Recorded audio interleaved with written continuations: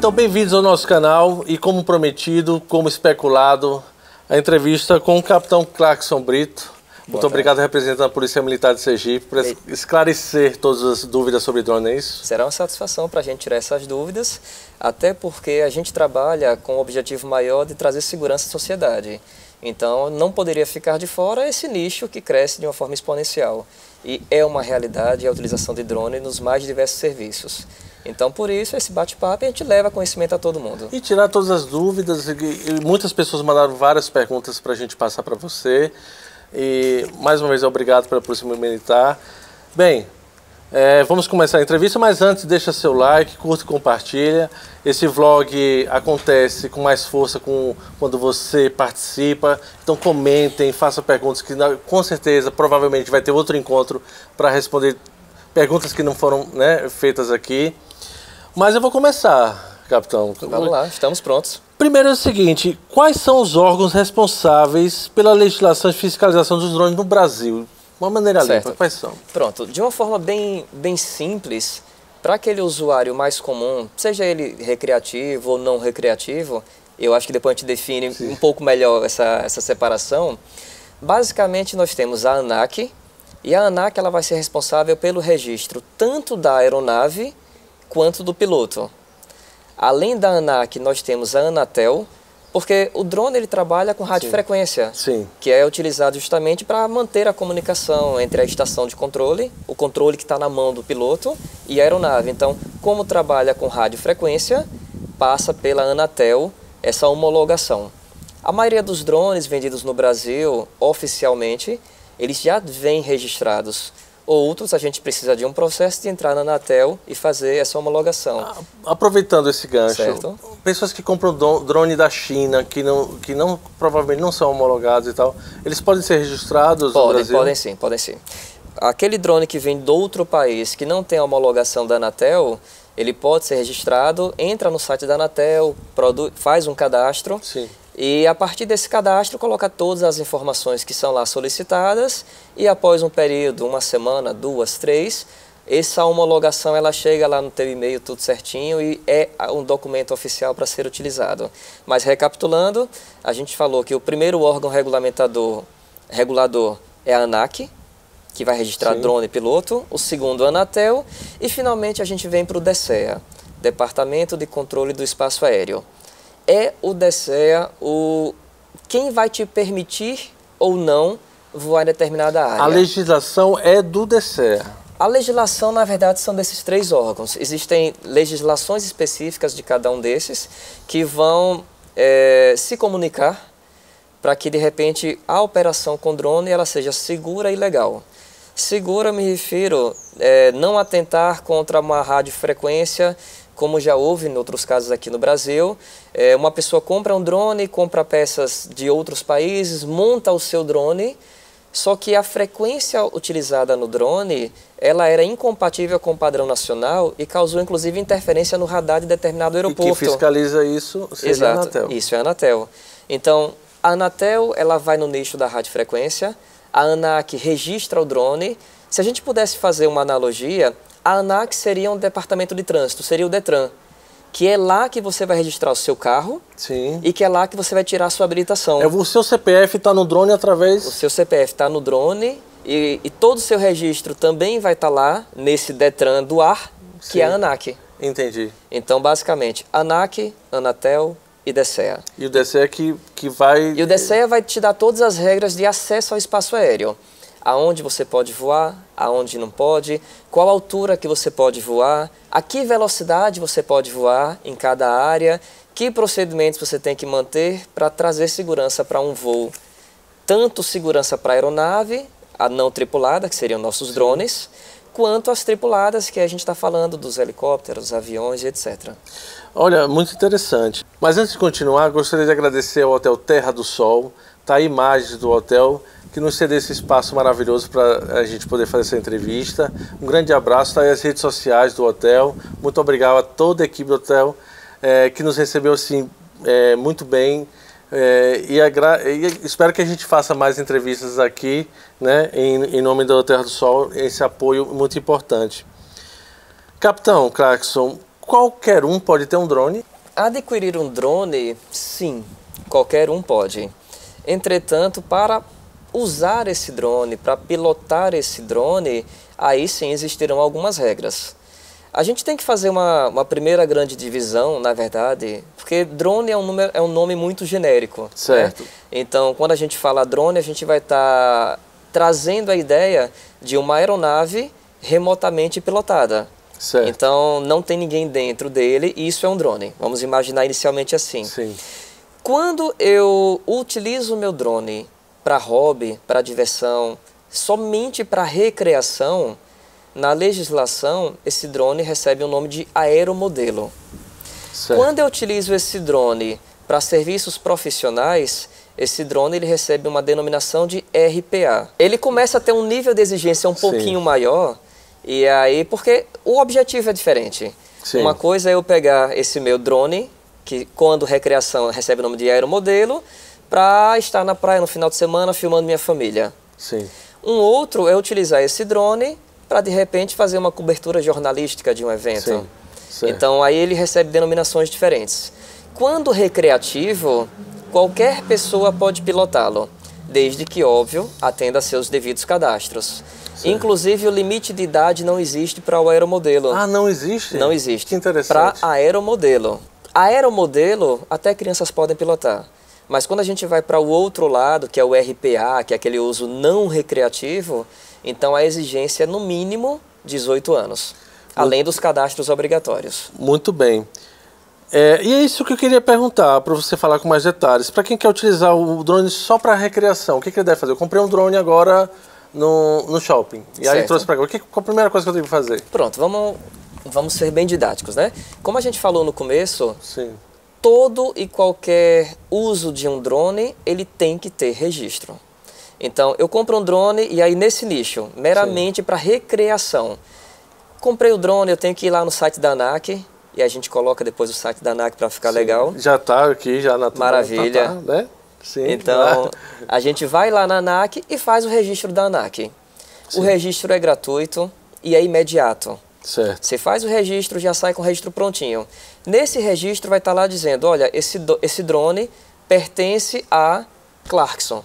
E lá vai ter meus dados, vai estar meu CPF, e lá vai estar dizendo, esse drone de Clarkson, ele é um drone recreativo. Certo. Certo? Essa é a primeira coisa, cadastrar o drone na ANAC. Certo. Se eu comprei de repente numa loja aqui no Brasil, provavelmente esse drone já vem com a homologação da Anatel. Sim. Então eu pego esse meu drone, dou uma buscada nele, e eu vou ver que tem um selinho da Anatel com um número.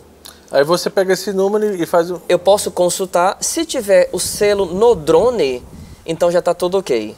Se não tiver esse selo no drone, aí sim eu tenho que entrar no site da Anatel e fazer o cadastro. Certo. Mas ainda no recreativo, o terceiro e último item que é obrigatório. Sim. Se eu imaginar voar aqui nesse ambiente, Sim. eu vou estar passando da altura da construção, eu já estou acessando o espaço aéreo que é controlado pelo DSEA. Certo. Então, por esse motivo, eu tenho que fazer o meu cadastro no DSEA.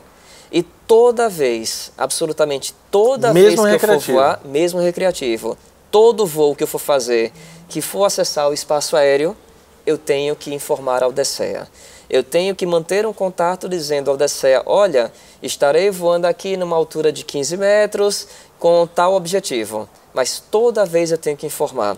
Alguns às vezes se perguntam, mas é um voo só recreativo, eu vou voar baixinho, 10, 15, 18, 20 metros... Precisa realmente informar? Precisa. Precisa por uma questão de segurança. A gente está falando de espaço aéreo compartilhado. Diferentemente do que alguns imaginam, isso não é infinito. O nosso espaço aéreo ele é dividido em faixas. E para cada faixa, um tipo de aeronave vai voar. Mesmo que seja baixinho, às vezes as aeronaves de segurança pública elas podem ter que acessar esse espaço aéreo. O helicóptero nosso do GTA, ele pode ter que vir fazer um pouso em uma via comum, numa avenida qualquer, para prestar socorro a uma vítima de acidente. Então, como é que a minha aeronave vai saber que naquela região não vai ter um drone voando que de repente possa se chocar com o nosso helicóptero? É justamente através da comunicação com a torre de controle, que sabe dos drones que informaram que estarão voando naquela área. Isso que eu gostaria de enfatizar. Isso. Né? Então, todo o registro que acontece no SARPAS, não é isso? Todo o registro do SARPAS, ele vai justamente... Automaticamente, o pessoal do controle... O DSEA, ele é o grande controlador disso, o DSEA.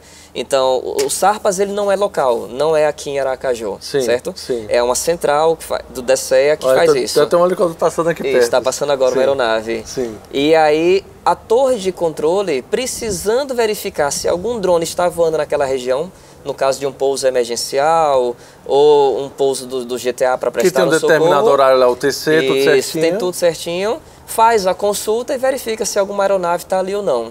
Tanto é que quando a gente pede para fazer uso do espaço aéreo, o nosso telefone está lá, como forma de contato. Exatamente. E aí, se a torre precisar pedir que eu, piloto de drone, saia daquela região, a torre vai ligar para mim e vai falar, olha, um helicóptero, um avião vai ter que fazer um pouso nessa região.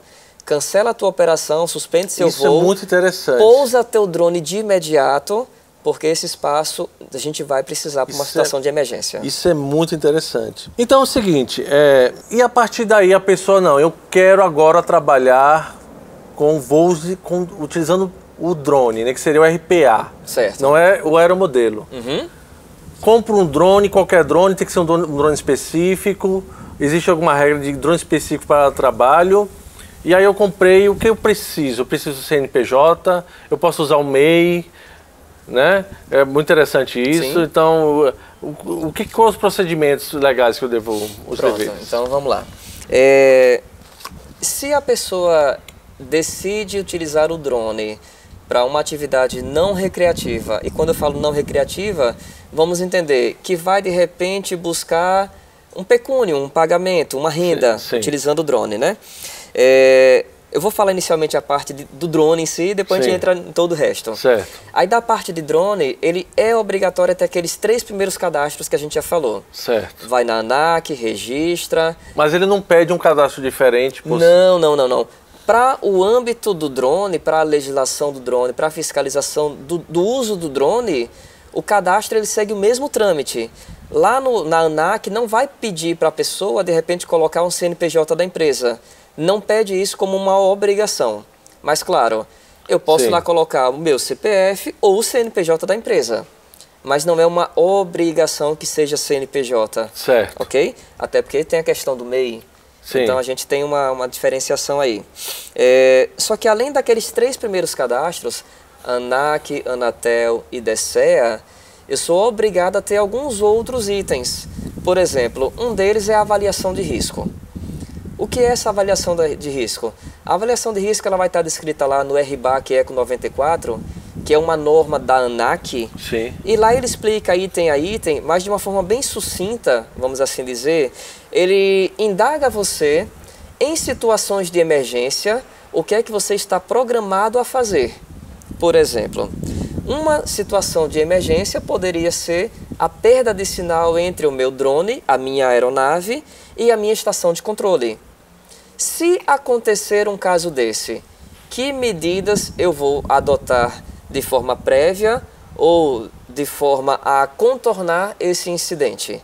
Então, se o meu drone for perder o sinal, a comunicação, vai ser acionado o RTH, que é um sistema de retorno dele para o ponto de decolagem, ou eu terei uma outra estação de controle disponível, ou eu tenho uma equipe que vai acompanhar o drone para onde ele for para a gente tentar resgatá-lo. Então, eu coloco a minha situação crítica e as medidas que eu tomarei para evitar que ela aconteça ou acontecendo a melhor forma de remediar. E aí vem, se eu tiver condições meteorológicas não favoráveis, o que é que eu farei? Eu vou botar uma capa de chuva no drone? De repente? E aí eu vou evitar voar? Mas, por exemplo, uma pessoa que está fazendo um registro do voo através dessa, como é que chama? De situação de risco, né? Certo, avaliação de risco. Aí eu falo, eu vou sobrevoar sobre as cabeças das pessoas no show. A pessoa bota isso? Pronto. Ou não pode?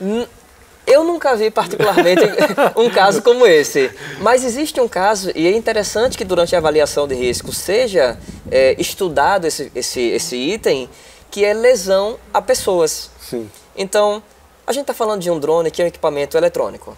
Então, podemos ter problemas com bateria, podemos ter problemas mecânicos do rompimento de uma hélice. Então, acidentes acontecem. Sim. Um pássaro pode colidir com o drone e esse vir a cair. Então, ele caindo pode acabar lesionando alguém. Esse é um dos itens da avaliação de risco. Em caso de lesão a pessoas, o que é que eu vou fazer? Então, de imediato, eu vou prestar socorro, eu vou acionar um serviço médico de urgência. Tem que estar descrito, inclusive, isso.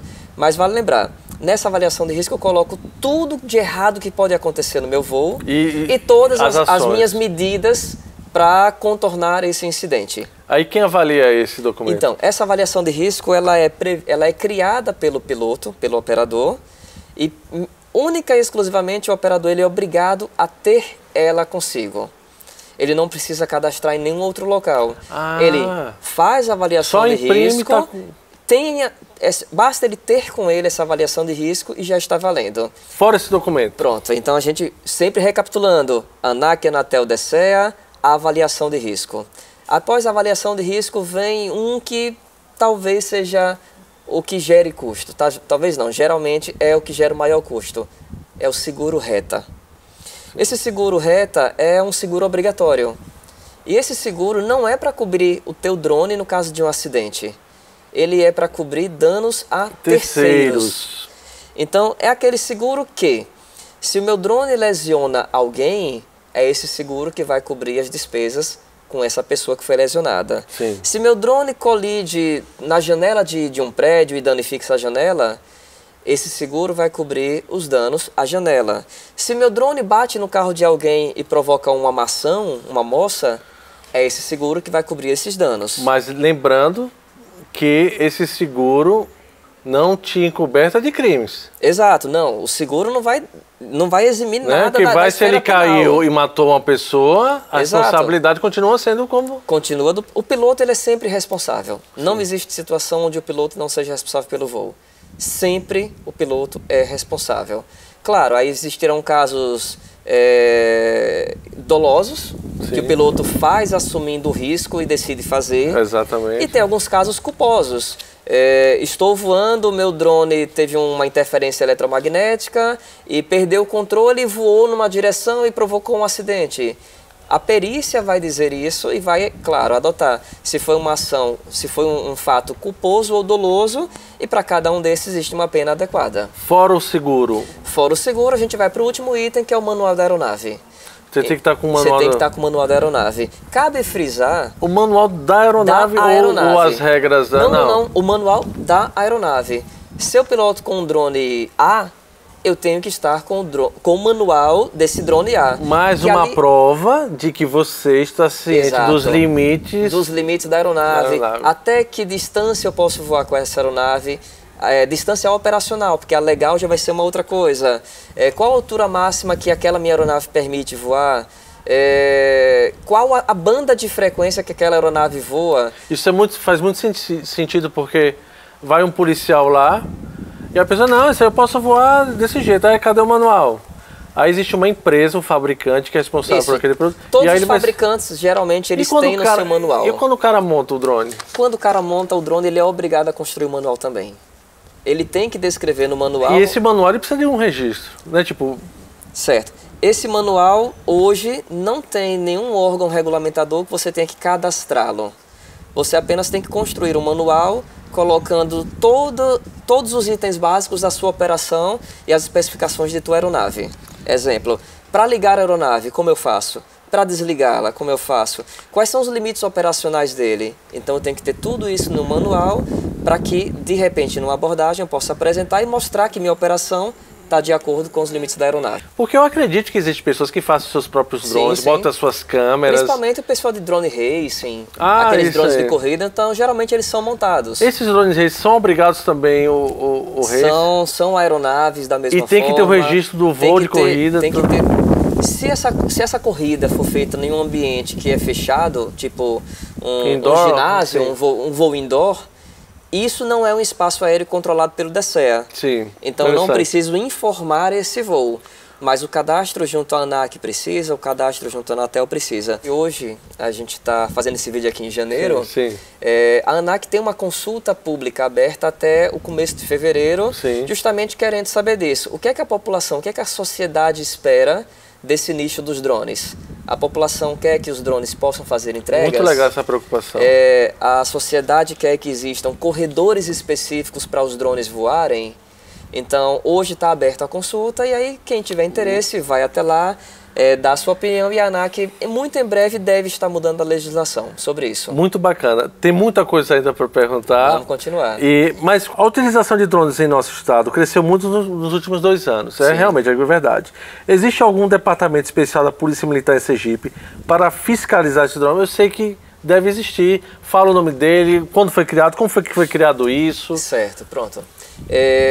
A gente tem que entender o seguinte, a Polícia Militar ela não tem um departamento exclusivo Sim. de fiscalização de drones. Até porque a nossa competência ela está bem mais voltada para a esfera penal, para os cometimentos de crimes. Certo. Então, nós temos hoje um núcleo de operações com drone, que é um núcleo criado desde janeiro de 2019, Sim. que faz diversas operações de inteligência, fiscalização ambiental, operações em praças esportivas, um jogo de futebol, por exemplo, que utiliza drones. Certo. Então, esse núcleo, ele utiliza drones. E esse núcleo também é responsável por ministrar instruções para toda a tropa operar os nossos drones. Sim. E também fiscalizar crimes que aconteçam com o uso de drone. Aproveitando a expertise. Exato, já conhece toda a legislação que é obrigatória para o operador, sabe quais são os limites legais que o operador pode ou não pode fazer, então a gente fiscaliza, mas nesse âmbito da esfera penal. Basicamente, durante a fiscalização, 4 nichos, 4 crimes, 4 ações são as que mais incidem na esfera penal e que são aquelas onde a polícia vem atuando. Certo. Tá? Nós temos 2 que estão descritas na Lei de Contravenção Penal, então, entre aspas, são crimes menores, e temos 2 que são crimes maiores. Sim. Vamos para as 2 menores, depois a gente explica as outras 2. Beleza. As 2 menores, elas estão descritas lá, tanto no artigo 33 da Lei de Contravenção Penal, quanto no seu artigo 35. Certo. Basicamente, a do artigo 33 vai falar sobre você pilotar uma aeronave sem estar licenciado. Então, aquela pessoa que compra um drone, não realiza os seus cadastros e decide voar, ela não é licenciada para esse tipo de operação e ela vai estar incidida no artigo 33 da Lei de Contravenção Penal. Se ela for flagrada nessa situação, se ela for o que flagrada acontece? nessa situação, como a pena ela é inferior a 2 anos, então ela vai ser lavrado um termo circunstanciado da ocorrência. Sim. E ela vai responder criminalmente por esse fato, mas responde em liberdade. A gente tem o artigo 35, que é quando a pessoa é licenciada, mas simplesmente não pede para voar naquele local. Sim. Então, realizar um voo em local que não foi autorizado, ele responde pelo artigo 35. Continua sendo uma pena pequena que vai até 6 meses. Então, vai ser muito tranquilo esses 2, mas vai responder.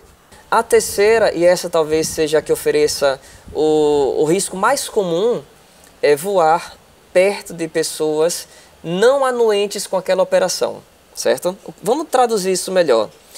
Se eu estou operando o meu drone, existe uma distância mínima de 30 metros das pessoas.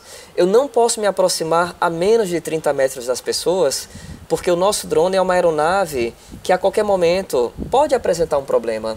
Sim. Essa distância de 30 metros, ela é justamente para trazer segurança à população de que esse drone, que se acontecer a quebra de uma peça, qualquer problema mecânico, eletrônico, ele caindo, ele cai dentro do raio dos 30 metros e não lesiona ninguém. Então essa é a ideia. Tem uma coisa que as pessoas confundem demais. Quando eu falo manter distância mínima de 30 metros das pessoas, não é uma distância para cima.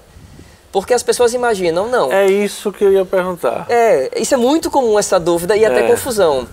As eu pessoas tô imaginam, a 38 metros aqui. eu estou a 40 metros de altura, então eu estou mais distante do que os 30 metros das pessoas. Certo. Só que a legislação ela fala o seguinte, ó, não é para cima, é horizontal. É o raio. Se eu estiver voando aqui, vamos imaginar a minha sombra sendo projetada diretamente no solo. Sim. Então a minha sombra está sendo projetada direto no solo. Atingir o solo é a partir dessa minha sombra projetada, manter um afastamento horizontal de 30 metros. E, particularmente, 30 metros não é tão distante assim. Não, não é. Se eu decolar numa praia vazia... Numa praia vazia, aí, sem mas ninguém ali tem gente, perto, mas eu vou pela água. Tranquilo. Lembrando que na água eu tenho surfistas. Não, mas eu digo assim, eu vou na água mais 200 distante, metros, pronto, não tá. tem ninguém ali. Eu não estou cometendo nenhum crime. A não ser que perdeu o drone. A não ser o crime contra o meu bolso de perder o meu drone. Mas Sim. você falou de casas. Sim. A própria instrução do DCEA, ele fala que a distância, como é uma questão de segurança, não é só de pessoa. É de pessoa, veículos, edificações e até mesmo de animais. Entendeu? Lembra que se o meu drone cai no raio de 30 metros, machuquei uma pessoa, é um crime. Mas eu posso causar um crime de dano se o meu drone cai sobre um carro. Sobre uma casa. Sobre uma casa que responde criminalmente? Vai responder criminalmente, o artigo 132. E que aí já vai te dar uma pena de até 1 ano. E as coisas começam a complicar. E Sim. a gente tem um crime maior de todos, envolvendo diretamente o drone, que é o do artigo 261 do Código Penal. Que esse crime ele já está quando eu interfiro, quando eu dificulto, quando eu impeço a navegação aérea. Recente, para ser mais específico, sim, anteontem, nós tivemos um avistamento de um drone, sim, próximo ao aeroporto de Santa Maria, de uma área proibida para o voo de drone. Primeiro, não. Foi visualizado. Não. Me diz uma coisa. Houve a notificação. Primeiro que, pelo que entendo... Certo. Os drones mais modernos, eles têm uma ligação via internet com GPS que até proíbe, certo, a decolagem nessas áreas. Sim e não. Você tem tem gente que hackeia para poder... Pronto, exato. Existem fabricantes que já vêm pré-instalados, e aí sempre está atualizando, sim, essas famosas no-fly zone, que são áreas proibidas de voo por ser, sim, próximo à rampa de decolagem, sim, de um aeroporto e etc. Áreas militares, áreas sensíveis. Mas nem todo fabricante tem essa preocupação. Então existem drones comercializados aqui no Brasil que não possuem restrição nenhuma. E mesmo esses drones que têm restrição, às vezes alguns podem utilizar de um programa que vai hackear o equipamento e que vai permitir você voar em qualquer área. Mesmo, sim. Né? E aí é doloso isso. Chegaram a pegar a pessoa? Não foi pego, mas está sob investigação esse evento específico. E nesse caso, essa pessoa que invadiu o espaço aéreo, trazendo implicações diretas à navegação aérea próximo ao aeroporto, o crime dela já vai para uma pena de 5 anos. Então, não é algo simples operar um drone desconhecendo a legislação. Sim. É interessante que a gente realmente tenha todo esse conhecimento para, de uma forma... mesmo por não conhecer toda a norma, acabar incorrendo em alguns crimes. Então, pelo que você disse sobre a questão da sombra, ou seja, do eixo, certo, do drone... Do drone, um eixo vertical descendo... Então não pode descendo, voar sobre casas em nenhum lugar? Não pode, exceto se as pessoas autorizarem. Capitão Claxo, o seguinte, nós estamos vendo a utilidade que tem um drone, né? Principalmente na questão, vamos dizer assim, da informação, da estética... TVs que utilizam, sim, o drone para poder alimentar suas reportagens, né? Fazer grandes produções de entretenimento, até da própria investigação da própria matéria em si, sim, porque existe o jornalismo investigativo. Perfeito. Nós temos construtoras que contratam pessoas, até que adquirem seus próprios drones para fazer mapeamento, para poder tirar fotos de construções, enfim. É um mercado muito crescente. Quem se responsabiliza é a empresa que contratou aquele profissional, se for terceirizado, certo, ou é o profissional em si? Me explica um pouquinho. Pronto, então vamos lá. Em Sergipe a gente acompanha o crescimento do uso de drone, ele é exponencial, né? Em todos os setores, seja a construção civil, seja a questão de mídia, propaganda, jornalismo, segurança pública, sim, e segurança privada. Então, é um nicho que ele está crescendo em todas as direções. Sim. Especificamente sobre quem responde no caso de qualquer coisa, sempre aquele que opera o drone, ou seja, o piloto, ele é o responsável pelo voo. Então, acontecendo qualquer coisa, ele é sempre o primeiro responsável. Sim. E aquele que contrata o piloto, ele responde solidariamente. Então ele responde criminalmente também? A depender de cada caso, se a ação criminal é exclusivamente do piloto, o piloto decidiu de forma dolosa, desrespeitando a orientação do contratante, agir de determinada forma. Em casos específicos, só o piloto vai responder. Sim. Mas, na forma geral, certo? Responde piloto e explorador do serviço do piloto. Certo? Então, vamos imaginar uma empresa de jornalismo, uma TV que seja, que terceiriza seu serviço. Responde de imediato o piloto e, solidariamente, a empresa que contratou o serviço do piloto vai responder também. Óbvio, dentro de uma empresa vai ter sua gerência, suas coordenações, e aí o responsável direto pela contratação, pela orientação de como deve ser o serviço, esse será o responsável por responder. Na esfera administrativa, na esfera penal e qualquer uma outra que de repente venha a ser abarcada pela ação que tenha sido cometida. O Ministério Público do Estado de Sergipe, ele está muito atento a essa questão da utilização de drones. E quando eu falo drone lato sensu, né, de forma bem ampla.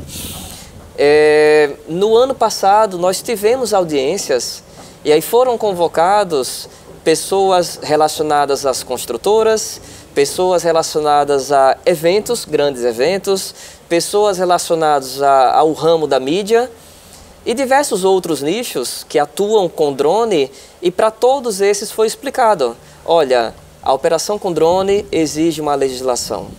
A operação com drone, ela é cercada de normas que elas devem ser atendidas.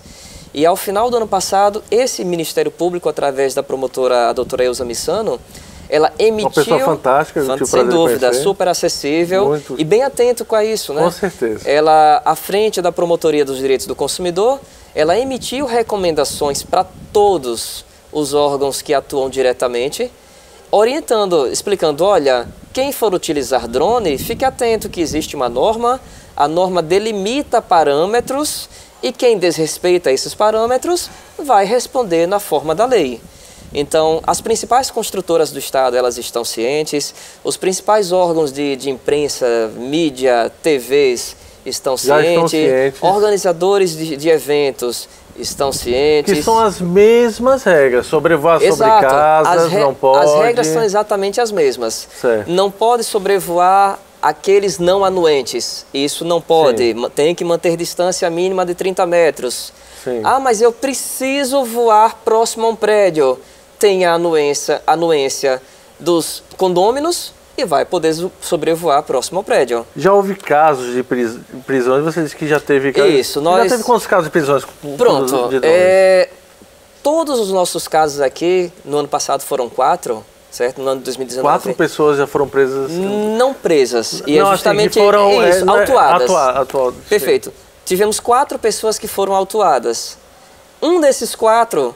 quase que respondeu pelo crime mais grave, que era aquele de oferecer risco à aviação, que nesse caso seria 5 anos de prisão. Sim. Todos os outros, todos os momentos, todas as nossas autuações, as pessoas cometeram principalmente aquele crime de não respeitar a distância mínima e acabaram por oferecer risco às pessoas que estavam próximas. Então, tivemos casos... Enfim, mas houve esses casos. Tivemos então casos, a polícia está atuando, ela está observando. Mas cabe um detalhe até mais interessante. Sim. Esses 4 casos foram que nós fomos, entre aspas, obrigados, porque era uma situação flagrante da infração penal. Então, nós fizemos a autuação, os drones foram apreendidos, foram remetidos à justiça. Essas pessoas responderam e respondem aos crimes cometidos até hoje, tá? Algumas, a pena foi revertida a uma pena pecuniária, então ela vai pagar um determinado valor que vai ser doado a uma instituição de caridade. Sim. Isso, inclusive, nos deixa feliz, sim, porque tanto é educativo para o piloto, quanto a instituição ela acaba recebendo, né, um benefício, mas a gente também tem outras 64 notificações de pilotos, que são aqueles pilotos que a gente está realizando patrulhamento e vê do lado a pessoa... 64. É um número bem significativo. A mais recente foi ontem. Ontem? Ontem. Teve um determinado jogo de futebol aqui na capital. Sim. E nesse jogo nós tínhamos uma pessoa que estava preparando o seu drone para voar no meio da torcida. Ele não chegou nem a decolar? Não, ele não chegou a decolar. Ele estava preparando o drone para voar no meio da torcida. De imediato, uma das guarnições viram, foi feita a abordagem do piloto e constatou que o piloto não tinha os documentos, não havia solicitado para voar naquela localidade. Não tinha um registro do drone? Não tinha. Tinha feito um registro somente da ANAC, mas não tinha... não tinha o registro do voo, certo? Não tinha o DCEA, não tinha solicitado a DCEA para voar, não tinha avaliação de risco. Desculpe, mas pelo fato dele não ter decolado, ele continua ainda cometendo... Não. A questão é justamente essa. Aqueles crimes decolar a aeronave sem estar licenciado. Sim. Como ele não voou, não cometeu crime. Voar em local que não foi autorizado. Como ele não voou, não cometeu crime. Expor pessoas a perigo. Como não voou, não expôs ninguém a perigo. Então, essas abordagens, volto a frisar, foram 64 no ano passado. A gente informa as pessoas, olha, existe uma norma, tem que ser seguida. Caso você venha a operar, fatalmente vai incorrer em um crime e a gente vai ter que fazer a apreensão. Então, por 64 vezes a gente fez isso no ano passado, que é justamente o viés educativo. E cada pessoa que de repente recebe a informação de que tem que cumprir uma norma, ela já repassa para 2, para 3, ela comenta com o vizinho que a polícia abordou e essa divulgação ela se amplia e traz informação para todos. Então essa parte educativa ela é muito importante, que é a ideia exatamente desse nosso bate-papo de hoje. Nós temos várias perguntas ainda. Eu queria só fazer algumas que eu considero importantes para esse primeiro momento, mas eu acredito que vai acabar acontecendo uma segunda entrevista. Né? Talvez a terceira. Talvez a terceira, porque é muita coisa e a ideia é que a gente informe a sociedade. Eu vou ser muito sincero, até eu como operador, eu estou aprendendo, conhecendo muita coisa que realmente eu desconhecia por questão de acesso à informação. Sim. Né? E eu acho que o papel da Polícia Militar é ótimo quanto a isso. Muito obrigado, Capitão Clarkson, e toda a sociedade, porque eu tenho certeza que deve ter muitos cadastros de pessoas com drones aqui e muitos realmente não sabem, até acham que conhecem a legislação, né? E algo que tem que ser visto com isso. Mas sobre informação que eu gostaria de falar. Tem uma pergunta aqui que eu recebi que eu achei interessante, que diz o seguinte, ó. Em todo o mercado, seja qual for, há pessoas mal intencionadas que podem utilizar má informação para gerar medo. Sim. Isso para quê? Para poder incentivar a utilização dos próprios serviços.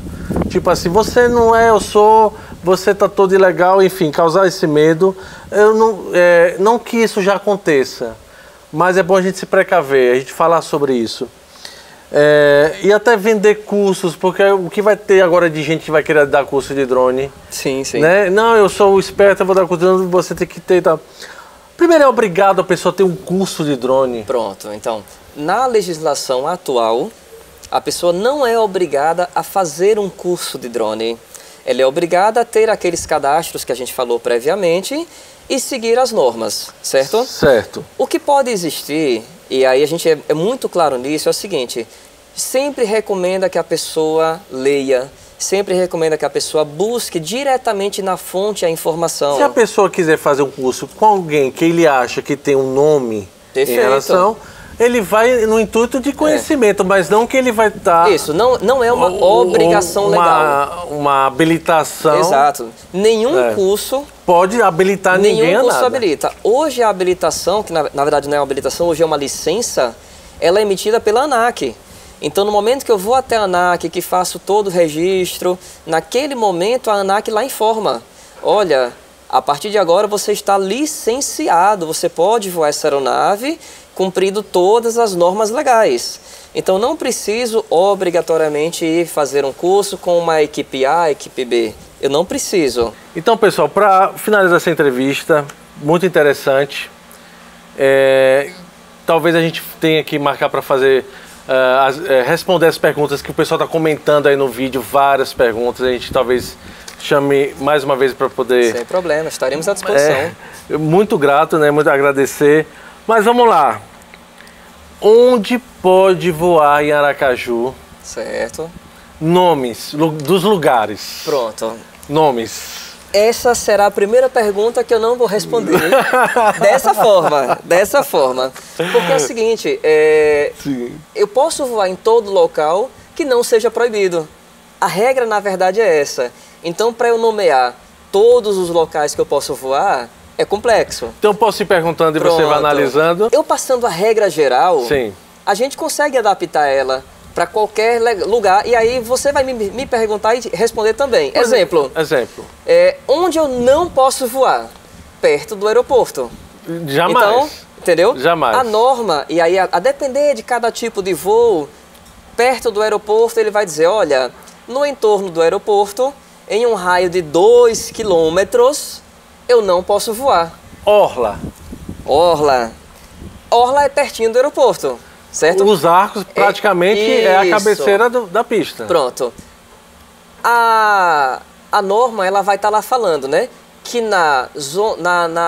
no cone de aproximação, ou seja, aquela área que o avião vem para pouso, ou na de decolagem, que decolou da pista e está subindo, em um ângulo, e aí vai depender, se for recreativo, 15 graus, se for não recreativo, 45 graus. Nenhuma altura. É proibido, não vai permitir. Altura. Então, na orla ali, da região dos lagos, né, para quem conhece Aracaju, até certo trecho da passarela do Caranguejo, não pode decolar drone. Certo. Depois, lá na frente da passarela do Caranguejo, volta a poder decolar. E do lago para lá E do lago em direção ao farol, desculpa, aí já vai poder decolar novamente. 13 de julho. 13 de julho, ela é permitida, mas volta a frisar. A gente tem aquelas regras de afastamento de pessoas e etc. Se a pessoa decola no mangue e vai pro rio. Pronto, decolando ali do mangue, ou no momento que não tem ninguém perto, e eu decolo e vou voar do rio, lá de cima do mangue, tranquilo, pode fazer. Deixa eu fazer uma pergunta, porque eu vou agora bombardear, que eu tenho pouco tempo agora, gente. Se eu decolar ali na orlinha do bairro industrial, não tem ninguém, eu quero tirar uma foto da ponte distante e tal, não estou cometendo nenhum... Não está cometendo nada. Certo. E aí, volta a frisar, né? Distância mínima de 30 metros de pessoas. Mas 30 metros é ali. É mínimo. Também o drone não vai... Exato. Né? Não, porque quando eu falo assim, deixar ciente, eu quero fotografar a ponte Aracaju-Barra.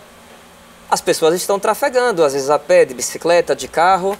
Desde que eu respeite essa distância, tá valendo. Quero filmar o Rio Sergipe. Desde que eu não me aproxime a menos de 30 metros de uma embarcação, tá valendo. Porque as pessoas estarão trafegando ali também com seu veículo aquático. Então, sempre mantendo a distância mínima de 30 metros, ok, a legislação aprova. Menos que isso, somente com a anuência das pessoas. Já ouviu falar se os órgãos públicos estão preocupados com essa questão do drone? Se existe algum murmúrio de construir lugares específicos para decolar o drone, até por questões turísticas? Certo. Né? Existe essa conversa já pelos bastidores? Oficialmente, dos órgãos governamentais, né, seja do âmbito municipal ou estadual, eu particularmente desconheço. Mas em Sergipe nós temos uma gama muito grande de aeromodelistas. Então, há algum tempo atrás, na orla de Aracaju, nós tínhamos uma pista de aeromodelismo. E não existe mais lá? Devido a alterações na legislação, essa pista acabou sendo impossível de continuar sendo utilizada, tá? Então, hoje aquela pista lá precisaria de uma certa adequação, que geraria custos e tudo mais. Então, hoje, da forma que aquela pista se encontra, ela não pode ser utilizada. Mas, como eu disse, existe um grupo de aeromodelistas que corre atrás de conseguir homologar áreas para ser aeroclube, etc. Mas eu acho que falta um incentivo também, né? Mas é uma opinião minha, para poder determinar lugares, eu acho que até para tirar uma foto bonita de Aracaju, da 3 ali, fazer uma pontezinha, uma coisa muito legal isso. Se de repente os órgãos, né, nas esferas mais diversas, federal, estadual, municipal, de repente se alinharem e conseguirem construir um espaço como esse, é uma opção de lazer a mais para o público, não só aracajuano, mas sergipano e de turistas. É um nicho a mais que vai trazer de pessoas, faz crescer essa opção de lazer para o público, cresce a utilização de drones de uma forma consciente e principalmente segura, porque as pessoas não vão estar voando com seus drones nas ruas, porque vão saber, olha, existe um local muito específico que me dá condições seguras de voo, que ali eu vou saber que eu posso voar até tal altura, com tal velocidade, não vou lesionar ninguém. Então, hoje não existe oficialmente, mas diversas pessoas correm atrás para que isso venha a acontecer. Ok, muito obrigado, mas antes de finalizar, Sem problema. eu gostaria que você passasse uma mensagem da Polícia Militar para as pessoas que tenham vontade de ter drone, que muitos veem essas notícias de prisão, elas estão com medo de adquirir drone. Eu acho que não é o caminho o medo. Sim. Eu acho que é a orientação, a informação. Então, o que a Polícia Militar poderia dizer para as pessoas? Que se a pessoa segue as regras, se ela faz tudo que nos meios legais, não precisa ter medo. Você pode curtir seu drone, comprar seu drone e viver essa recreativa e tal. Ou então ganhar seu dinheiro com uma empresa, montar sua empresa de drone, porque é o progresso, a gente não tem por onde correr. A gente não pode botar uma ferramenta dessa para 6 pessoas. Exato. Eu acho que tem muitas pessoas que estão buscando renda, Sim. que estão com vontade, mas estão com medo por falta, eu tenho certeza, por falta de informação, de acesso, porque é uma luta constante. Não é culpa da Polícia Militar, eu acho que é uma luta da Polícia Militar informar e garantir a segurança da população. Sim. Então, qual mensagem você poderia passar a respeito dessas pessoas que estão pensando em adquirir o drone, tanto para recreação ou não, que estão com medo de adquirir o drone? Pronto. A Polícia Militar hoje, o principal papel dela é trazer segurança para a sociedade. Então, tendo isso como eixo principal, a gente sempre defende o seguinte: nós não estamos para punir ninguém, nós estamos meramente para trazer segurança. Qual é a forma de um operador que deseja utilizar seu drone ter segurança na sua operação? É estar com ele devidamente registrado, é seguir as normas. Não é intenção nenhuma da polícia estar fazendo as apreensões. A gente apenas faz em casos mais extremos. Como eu disse, por 64 vezes no ano passado, nós abordamos operadores e orientamos. Esse é um dos principais papéis.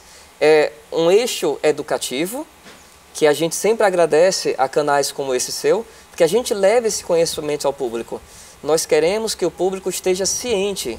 Nós queremos trabalhar com essa parte recreativa, a parte também não recreativa, mas sempre mantendo como prioridade a questão da segurança operacional. A gente não quer, até porque eu viajo de avião, você viaja de avião, nossos parentes viajam de avião, e a gente não quer que um drone de repente esteja ameaçando essas pessoas. Volto a frisar, o objetivo principal da Polícia Militar é trazer segurança à sociedade sergipana. E a gente vai arcar com isso de todas as formas, atuando em todos os nichos, para sempre deixar a nossa sociedade segura. Agradeço. Olha, muito obrigado, viu, Capitão Claxon? Eu acho que vai chover de perguntas e a gente vai juntar essas perguntas para fazer futuramente um segundo encontro. E eu fiquei muito satisfeito com todas as orientações, muito feliz. Eu acho que toda a sociedade, os droneiros estão muito contentes com as respostas que você deu claramente. Espero. Claramente. E as dúvidas que forem surgindo. Já digo logo, não tenho que ter dúvida aqui. Foi tudo legal, foi tudo entendido. Parabéns pelo seu trabalho, é um orgulho para nós, sergipanos. Então, muito obrigado. Nós que agradecemos.